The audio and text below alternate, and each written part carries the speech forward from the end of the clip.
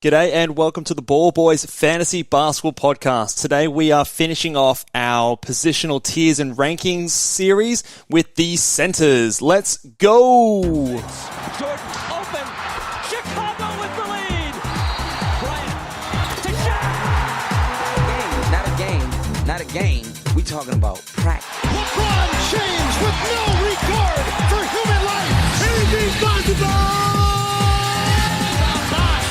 Out to Allen, his three-pointer, bang! Curry for three, wow! Unbelievable! Making it rain in New York. We the North, or now we the champions. Not the destination, it's the journey. Mamba out. G'day and welcome again to the Ball Boys Fantasy Basketball Podcast. I'm your host, Mitch Casey, and you can find me on Twitter at BallBoysNBA and on Instagram at BallBoysFantasyBasketball. Like we said in the intro, we are talking centers today, finishing our last series, or finishing the series with the last one, talking tiers and rankings for all the different positions. If you haven't checked out, we've already had our point guards, shooting guards, small forwards, and power forwards videos drop on YouTube, drop on Apple Podcasts, Spotify, wherever you get your podcasts from as well. So if you haven't, I would definitely highly recommend going and checking those ones out as well. And together, this will cover all of the players that I think are probably relevant in terms of drafting for fantasy standard leagues this year. And again, if you wanted a complete list with all of the positions combined, all of my rankings, some stats to go along with it, something you can refer to in your draft to help you win your leagues this year, you can check out the season draft guide over at ballboysnba.com. And those ones are continuously updated right up until the start of the season. So if any trades go down, there will be the most up-to-date information over there. Recording this on Monday, the 12th of September at the moment. So center tiers, let's get stuck in. Tier number one, you guys already know who it's going to be. It's the number one pick in fantasy drafts this year. It's Nikola Jokić on a tier in his own. He's just head and shoulders above everyone at the moment in fantasy hoops. I think in terms of the only scenario I can see someone going ahead of him in a points league, I could see Giannis being a legitimate option at pick number one. But in all category leagues, Roto, no matter what position, what category you want to punt, Jokić is going to be the number one pick. He was so far and above everyone else last year. He was so far and above everyone else the year before. Yes, you've got Jamal Murray and Michael Porter Jr. coming back for a full season. I still think he is the safest and best pick at number one. In terms of building around him, you've got a few options. You can go with a punt threes build. You can go with a punt blocks build. You've got a few different things that you can do. But yeah, elite percentages, elite points, rebounds, assists. The steals have been really nice for back-to-back seasons. So you sort of have to pencil him in as a good steals guy as well. And in saying that, he still gets over a three and basically a block per game as well. So it's not absolute punt worthy for either category, but it's probably his two weakest categories. So that's where I would kind of be hedging my bets around. But yeah, won't spend too long. Jokić at number one. I just don't really see a reason that you wouldn't pick him in a category league at number one. He might not finish there. You might have someone jump up out of nowhere, but he's just the safest guy to take at number one. And I think, you'd be talking yourself into these random scenarios to pick anyone else. And I just don't think at number one you want to go with someone nice and safe and solid. And Jokić is that guy.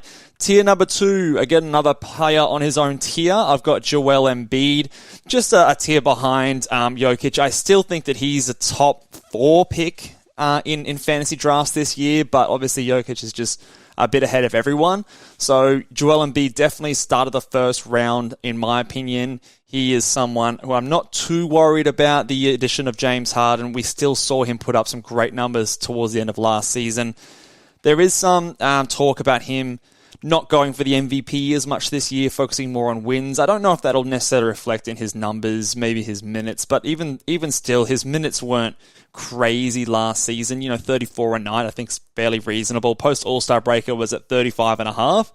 So maybe he just continues going at 34 a night the entire season. So yeah, I still think he's going to be doing his thing. 30 points a game, 11 to 12 rebounds. He's going to get you like 3 to 3.5 assists.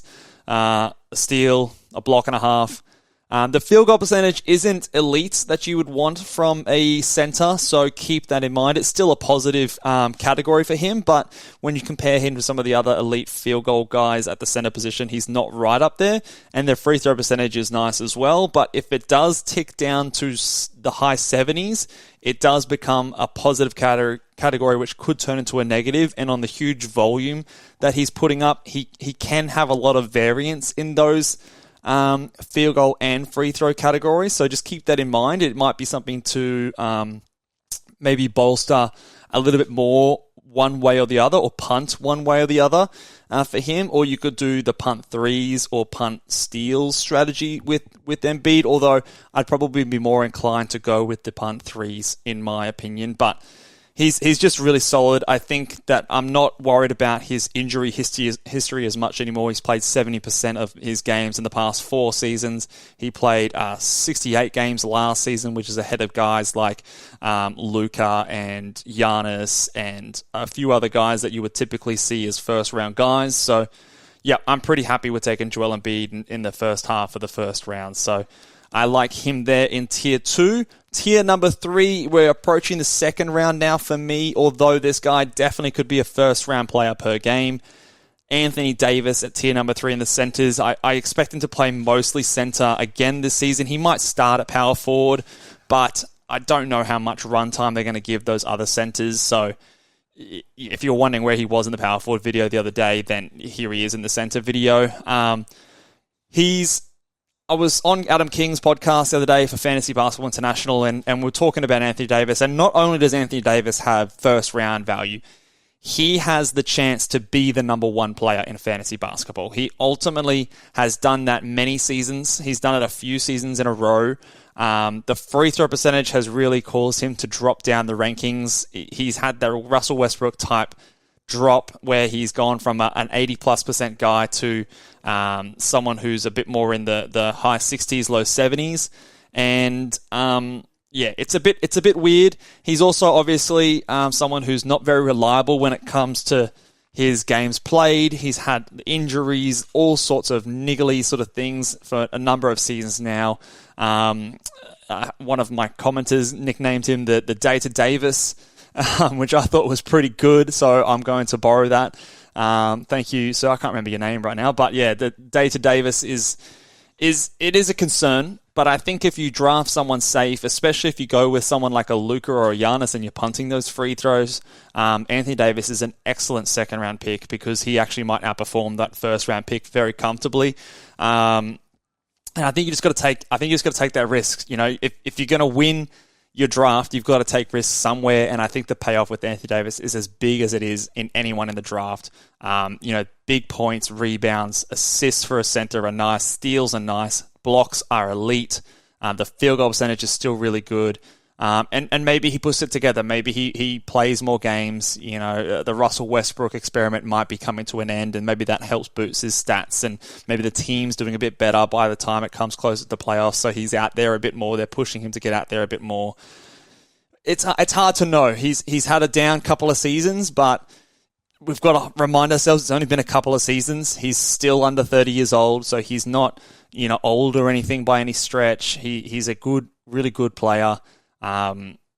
He's had all off season to sort of rest and that sort of thing and get his body right.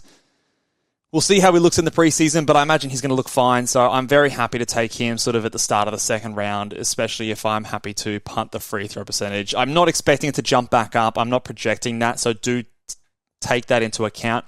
It's not something that's extremely difficult to recover from, so you don't have to automatically punt the category if you pair him with a good free throw shooter in the first round, but it is going to be a big negative for his value. So just keep that in mind. His value is boosted if you punt that category, but different to a Giannis or a Zion or Rudy Gobert, I don't necessarily think it's auto punt worthy, but just keep in mind that it is a bit of a drag on his value. Tier number 4, we're probably getting to the end of the second, start of the third round with these guys here now. I've got 2 players, the big shot blockers, Rudy Gobert and Robert Williams. So quite similar. You're going to get more points and probably rebounds out of Gobert. you're going to get better free throw percentage, more assists out of Robert Williams. I think they're both going to be elite field goal percentage contributors, obviously both elite shot blockers. I think that on a per-game basis, the free throw percentage in a 9-category setting puts Robert Williams ahead of him. However, he does have he has some knee issues that he's had a little bit in his career. We remember that he was obviously injured in the playoffs, but he didn't need surgery in the offseason, which is a good sign. Just needed to rest and recover. The Celtics are a bit thinner in the front court than they are in the back court, especially with Gallinari going down. They really don't have much center depth behind he and Al Horford, so I don't think they're going to rest him unnecessarily. He's still young, so I'm pretty confident that Robert Williams will be good to go. I do just have him a little bit below Robert Williams in this rankings because of the durability concerns, but I would be very happy to take Robert Williams over Gobert if I wanted to look after my free throw percentage. If I'm punting free throw percentage, I might as well just take Rudy Gobert. I feel like he's just a little bit safer. The extra points, I think, helps a little bit more.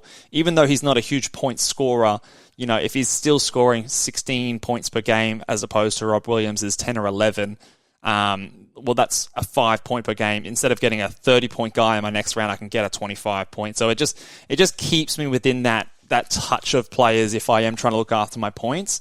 Whereas Robert Williams almost pushes you immediately into a punt point situation just because it's so hard to catch up that deficit.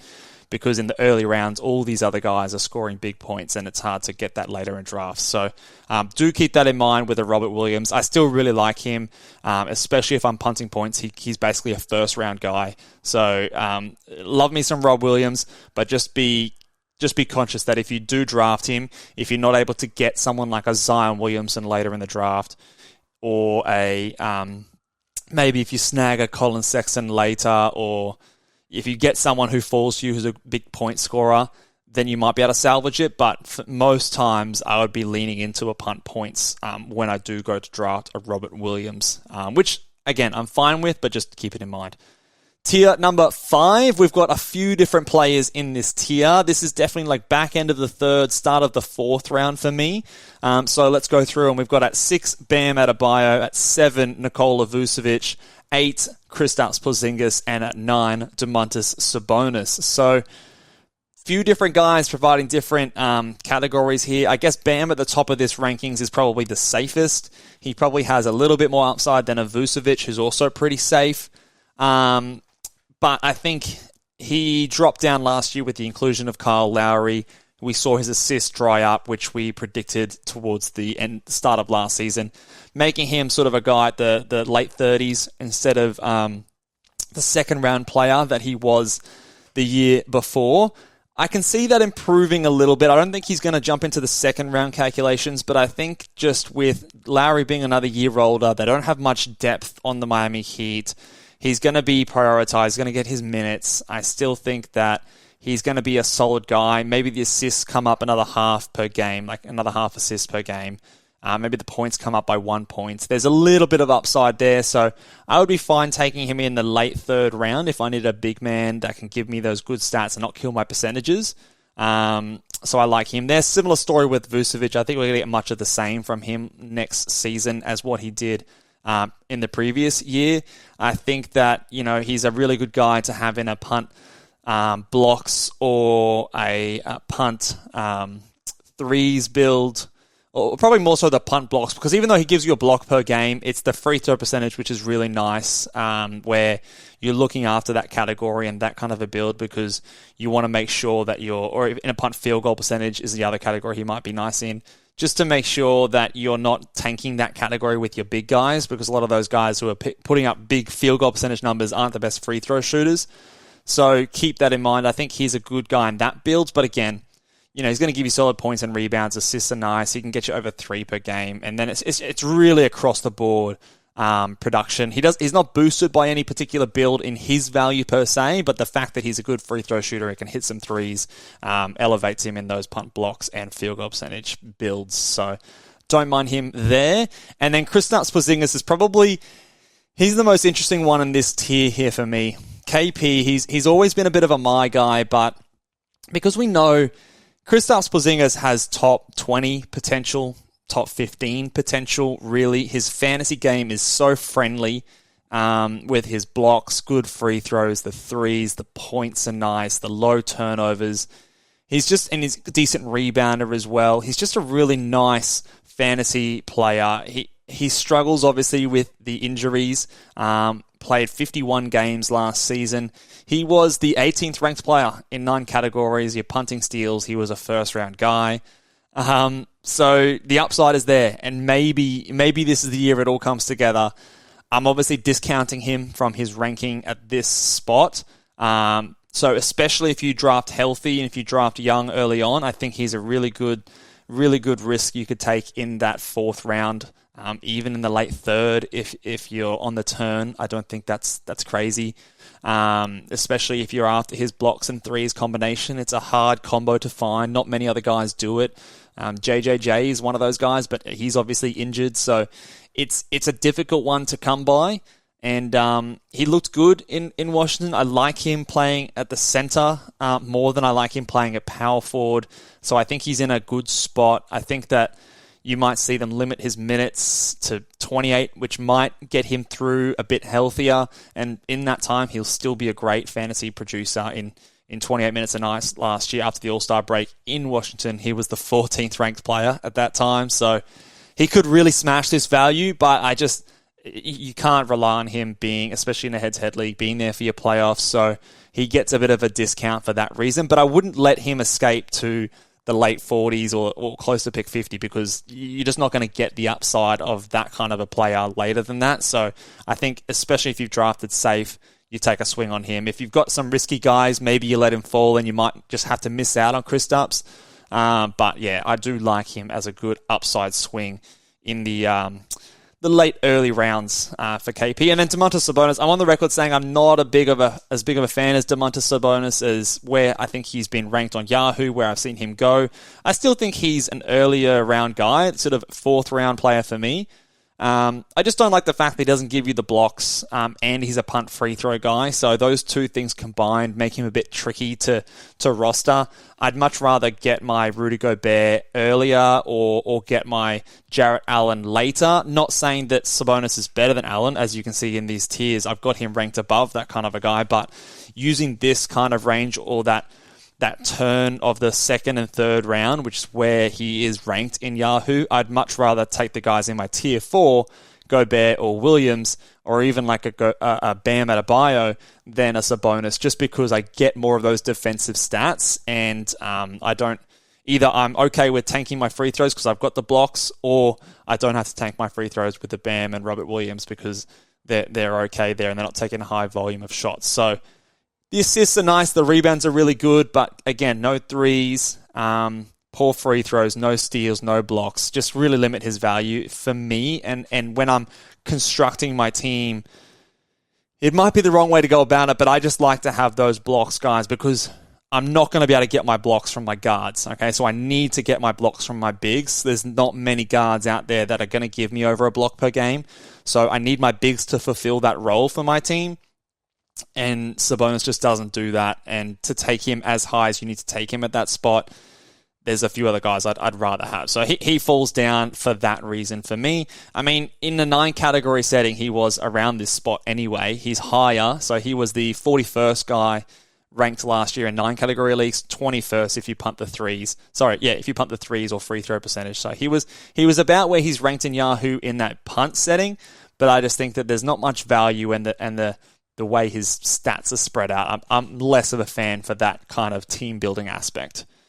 So that's my big spiel on Domantas Sabonis. Some of you might disagree, but let me know what you think. I'm open to your thoughts and would love to hear it. But that's just my personal opinion. And I think he's a bit overvalued so far early in the draft process. So tier number 6, I've got another 4 players: Myles Turner, DeAndre Ayton, Jarrett Allen, and Jakob Poeltl in this tier. Myles Turner was close to making the tier above, but I don't like putting all of my eggs in the basket of guys who are really tied to one stat. So Myles Turner's, like, the vast majority of his value is really tied to those blocks. He's an excellent shot blocker. obviously put up an enormous amount of blocks per game last. So he put up, what did he put up? 2.8 blocks per game last season. He was the 25th ranked player. Now, that was only in 42 games, so missed basically the entire second half of the season. If that 2.8 comes down to 2.3, that's still maybe going to lead the league, but it's a big drop-off, and a half a block a game is a lot of value gone. I do like that his free throw percentage is nice, and he hits over a 3 per game. Those are solid, but no steals, really low assists. The points aren't really there. I'm worried about where he's going to end up. I don't think he's on Indiana post the trade deadline because he's an unrestricted free agent, and I don't think Indiana are going to let him walk for free. So there's no guarantee that he's going to be the featured guy. Maybe the defense reduces his block opportunity. If he goes to the Lakers, he's next to Anthony Davis, and he's not the only shot blocker out there. And again, if he goes from 2.8 to 1.8, you're going to see him tumble down the rankings. So there is a little bit of bust potential for Myles Turner. Yahoo's got him at 43. I think that's fine. It's probably as high as I would want to go. I'd probably prefer to get him a bit closer to 45, 50, but that's nitpicking. There's just a little bit of downside, I think, for Myles Turner, and his ranking or value can be wildly swung on those blocks, and I don't want to really rely on that for him. So that's my concern for him. DeAndre Ayton is solid without being spectacular. He's a bit of a boring center pick. The worry is the blocks dropping. 0.7 blocks per game last year. It's pretty gross. Maybe he can get that up closer to 1 per game. I think he was there in the previous years, so it's definitely doable. He's only 24, but just the whole situation with him and Phoenix just doesn't seem settled. They're not going to feature him that much, so I don't see him improving in his points or rebounds or anything really. But he's a really solid guy, great field goal percentage, decent points and rebounds, but that's about it. It's kind of boring and kind of similar story to Sabonis. When you don't give me those blocks, I mean, his free throw percentage is probably a bit better than Sabonis, so he doesn't tank that category, but he's just pretty uninspiring for me, and there's a few other directions I think I'd rather go. I don't see huge amounts of upside here with DeAndre Ayton, so he's fine. He's fine in that sort of 40s, late 40s kind of area.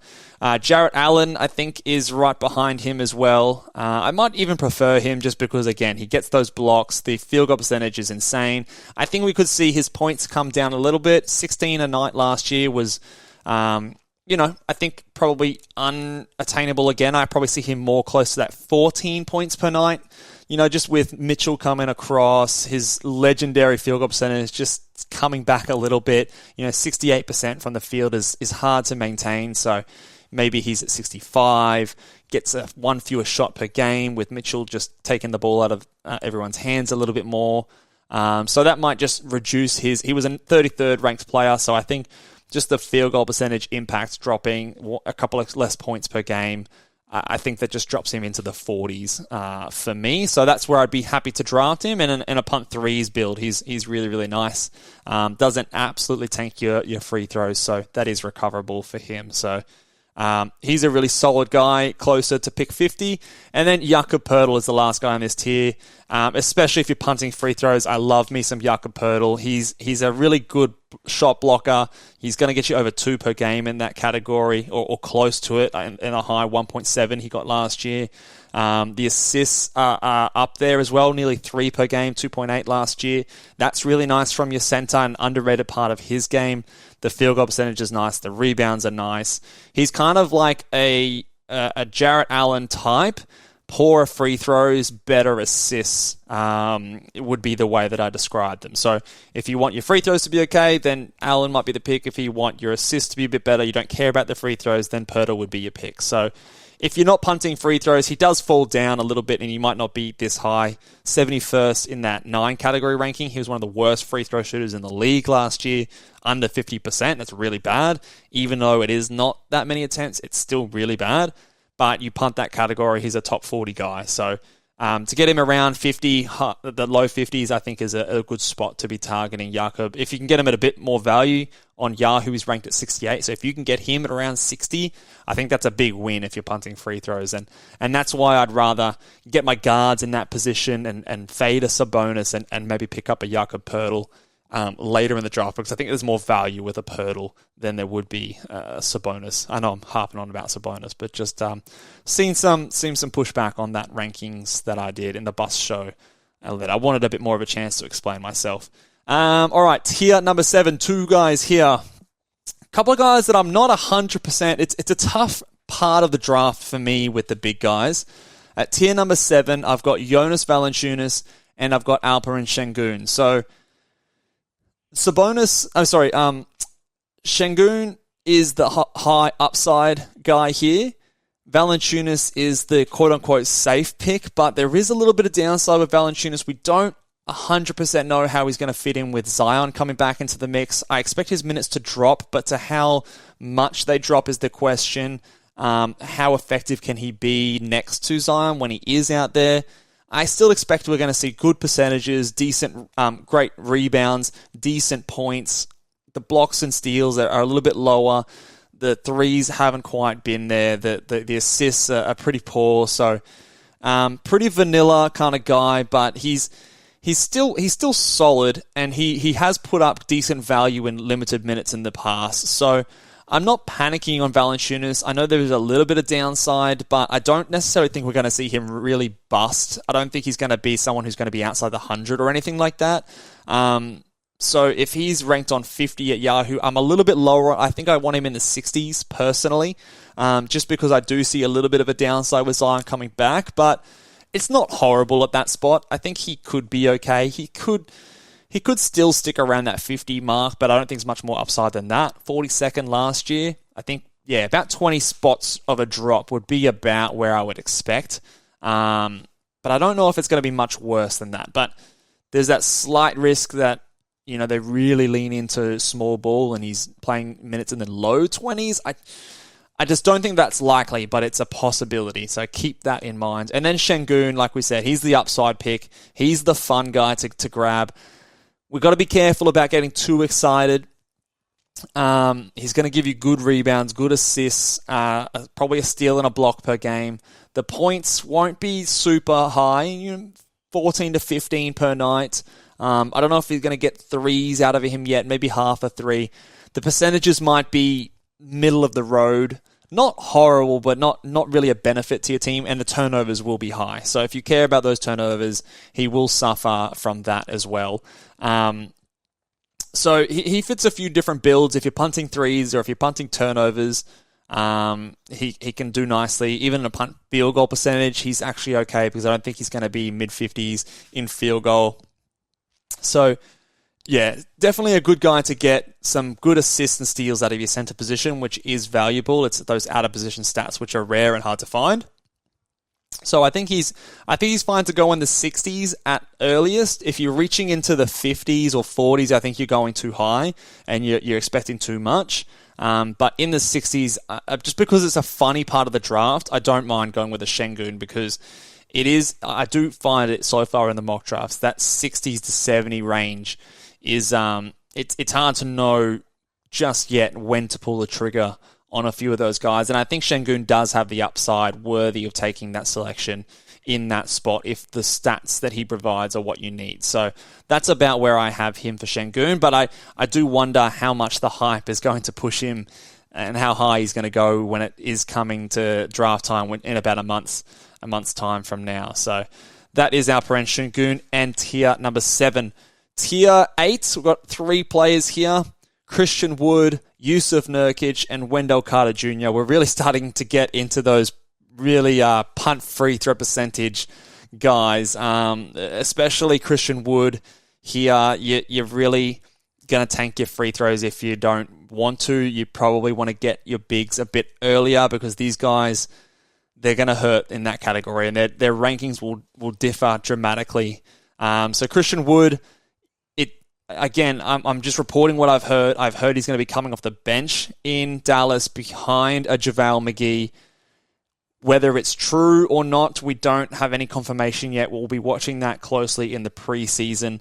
I still think even if he is coming off the bench, he's going to see minutes in the mid to high 20s, which should be enough to get this kind of a range. But for someone who, we were very excited about a couple of seasons ago, he's really not the best kind of player. He's 56 on Yahoo. I think that's a bit too high. I probably wouldn't be taking him until like the 70s or late 60s at the highest if you really needed a guy to give you those points, rebounds, and blocks with some threes.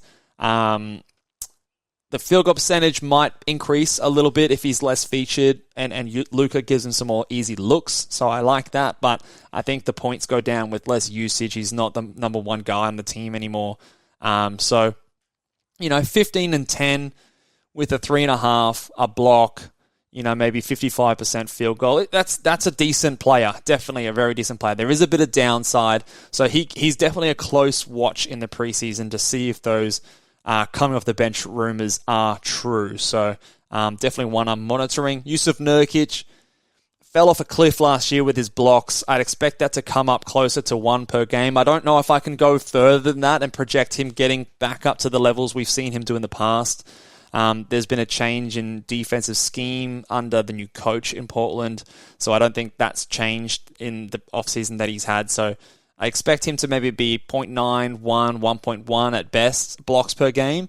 And again, free throw percentage will hurt. I think the points come back a little bit from what we saw last season where he was up at 15 per night. A lot of that was without Lillard.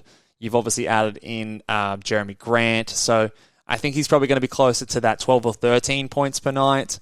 11 rebounds, probably 3 assists, a steal, maybe a block. So he's nice. 99th ranked player in 9 categories. 52nd in a punt free throw build. So again, there's that big difference. It is recoverable. If you're really strong in free throw percentage, you can absorb a Jusuf Nurkic. You probably can absorb a Wendell Carter Jr. as well in this tier. But ideally, when you're drafting them higher, you want to be punting that category. If you're not, you're okay to let them slip into the 80s. If you're punting the free throw percentage, they might go into the high 60s or low 70s. But Nurkic is at 59 on Yahoo. So I think it's a bit too high because that's basically where he was in a punt free throw percentage ranking. So you have to be punting to get the value out of that. And even then, it's only a few spots. And I just don't think he's that valuable. You really need to pull the trigger that early. And Wendell Carter Jr., pretty similar to those other guys. I like him. He feels like a nice safe option. I think he's going to be the starting guy in Orlando over a Mo Bamba. We'll watch the preseason to confirm that, but I think he should be getting close to 30 minutes a night. Good rebounds, good, decent points, about 15 a night. He should get maybe close to a block per game. The assists are decent. So pretty similar to a Jusuf Nurkic. They're maybe a little bit more safe. So I could even have an argument to flip him above Nurkic. We don't know how he's going to fit in with Paolo Banchero there and how much of a step back he's going to take with that. But we saw the post-All-Star break as a punt free throw guy. He was a top 50 player, giving us really good points, rebounds, and over 3 assists per game. I expect that to drop back. Maybe, 0.6 steals, 0.7 blocks is not the best. So you're not really going to get the biggest defensive stats, although he was a big defensive guy in college, which is one of the stranger things I've seen with a player like Wendell Carter Jr. They called him the Block Panther when he was drafted because he had that, he had like that Wakandan kind of scarf thing on when he was drafted. So he was called the Block Panther, and yet we're not seeing many blocks from him so far early in his career. He's still only 23, so he's a really young guy. And the more I talk about it, the more I'm talking myself into taking Wendell Carter over a Nurkic in this ranking. So, but probably still the similar tier here at tier 8. Tier 9, I think this is where we can start to get some really good value in our big guys. I've got Nicholas Claxton, Mitchell Robinson, and Clint Capella. Again, poor free throw percentage is the theme in this tier here. So you've got to be careful if you're really worried about your free throw percentage.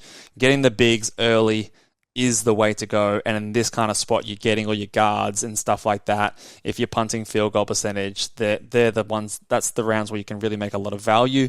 So here, With these guys, Claxton, I think, has the highest upside here. He's probably the most unquestioned starting center that he's had in his time in Brooklyn.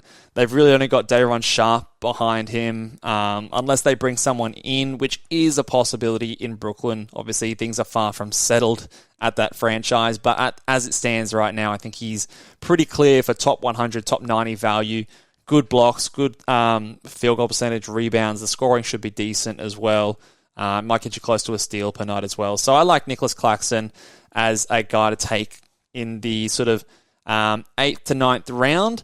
I think in terms of the other guys, Clint Capella, I maybe be a bit down on him compared to some of the other guys or other rankings that I've seen around the place. He's 74th on Yahoo. I'm probably more inclined to take him around the 90s, high 80s. I'm worried about the effect of Okongwu this season. I think down the stretch last year, we saw his minutes start to really tail off. In the second half of the year, 25.5 minutes per night. He was the 60th ranked player, even in a punt free throw setting. So Okongwu, when he came back into the lineup, definitely ate into Clint Capella's minutes. And I think that trend is going to continue. I think there's an argument to say that Clint Capella might not be the starting center by the time the season's finished. He might not be on the Hawks by the time the season finished. When he plays minutes, he's really good. He's does what he does, field goal percentage, rebounds are awesome, blocks are decent. So he's a really good guy for what he does. He's just, there's a bit of downside where his playing time is concerned, but I still think he's easily a top 100 guy. And in a punt free throw build, he's a relatively safe guy to take. I just wouldn't be reaching super high on him because that threat of Okongwu is legitimate in my opinion. And then Mitchell Robinson, he does his thing, blocks, field goal percentage, rebounds. Again, similar kind of player to Capella, maybe less scoring, more blocks, bigger field goal percentage boosts, but the free throw percentage is terrible. His foul rate is improved, but he's still limited in terms of his minutes. Hartenstein is backing him up, so he's a better player in my opinion than Nerlens Noel. Tibbs, as much shit as we give him, might still pull the trigger and put... it might be a bit more of a 24-24 split at center. So there's a couple different ways that Robinson could go. He could go higher than this if his minutes go up. He could go lower than this if Hartenstein eats him in. His position battle with Hartenstein is a very big watch in preseason.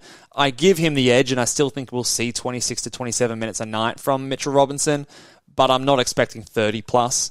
So I think he's going to be pretty much similar to what we saw last year, which was the 89th ranked player in 9 category leagues, 47th when you punt the free throw percentage. So if you're in that kind of a build, he could go higher than this. If you need those blocks and you missed out on some of those guys earlier in the draft, he's a good late round swing to pick up those stats.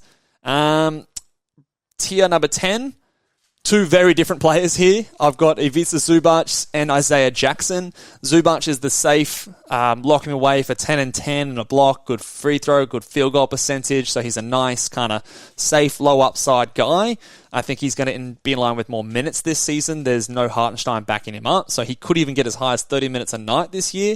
So I do like him this season to finish pretty close to around that 100 mark without too much opportunity to go much higher than that. Whereas Isaiah Jackson is one of the hardest guys for me to peg this season. His role at the moment is a backup center. We know that there is per minute upside oozing out of him. The blocks, the points, the rebounds, the field goal percentage, the steals are all really, really nice. If I read out his per 36 numbers of 20 and 10, 1.6 steals, 3.5 blocks, they're pretty tasty, right? Like, they're really good numbers. I think we just got to hold our horses a little bit here. He's a backup center right now. Myles Turner is still in the team. There's no guarantee that they trade Myles Turner for nothing in terms of a center. They might look... They literally signed DeAndre Ayton in the offseason. So they're not viewing Isaiah Jackson as this hero and savior that they're going to force into that starting role. He'll be there if they can't get a good center in return, but they're not going to not trade for a good center if they can because Isaiah Jackson is there. So, and you would want that to be the case if you're drafting him. He's at 85 on Yahoo. I think it's too high. I'd be wanting to get him outside the 100 at least, preferably outside 110.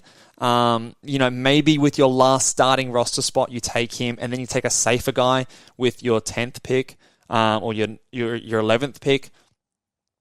The upside is real. He could easily, if Myles Turner is traded and there's no center comes in, he moves into a 28-minute per night role as a starting center, he could be a top 50, even a top 40 guy. But there's just no guarantee that happens. You could be waiting months for it to happen. He definitely is worth drafting. I love him. I've got him in a lot of dynasty leagues. I'm a big fan of his.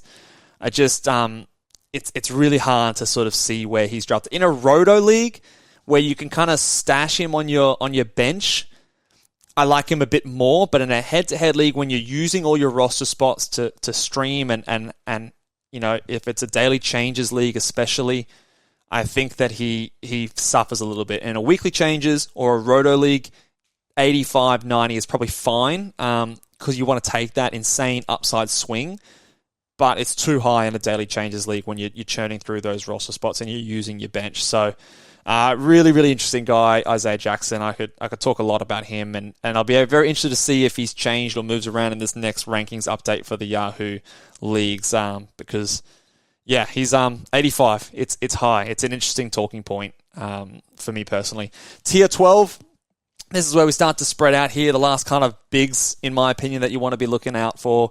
26, Steven Adams, punt free throws should be fine once JJJ is out. 27, Walker Kessler. 28, Onyeka Okongwu. 29, Bobby Portis. And 30, Mo Bamba. A lot of backups here. So a lot of backups with good per-minute production. Steven Adams, obviously the safer pick, but only if you're punting free throws because his free throws will tank your team if you want to look after them. So he's a good late-round guy if you are punting that category.